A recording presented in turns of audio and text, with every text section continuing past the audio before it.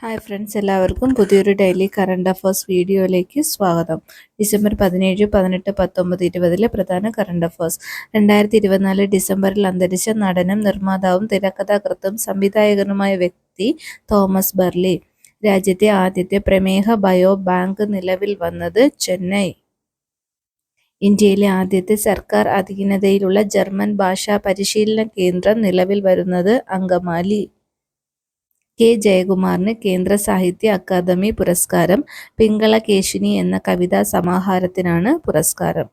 ഇന്ത്യയിൽ പ്രമേഹ വ്യാപന നിരക്കിൽ മുന്നിലുള്ള സംസ്ഥാനം കേരളം. 2024 34ാമത് വ്യാസ സമ്മാൻ പുരസ്കാരം ലഭിച്ചത് സൂര്യബാല. 2024 ഡിസംബറിൽ ക്യാൻസറിനുള്ള ഫലപ്രദ വാക്സിൻ വികസിപ്പിച്ച രാജ്യം റഷ്യ. ഇന്ത്യൻ സൂപ്പർ ലീഗിലെ ആദ്യ മലയാളി മുഖ്യ പരിശീലകൻ ഷമീൽ ചെമ്പകത്ത്. ലോകത്തിലെ ആദ്യ കാർബൺ 14 ഡയമണ്ട് ബാറ്ററി വികസിപ്പിച്ച രാജ്യം ബ്രിട്ടൻ.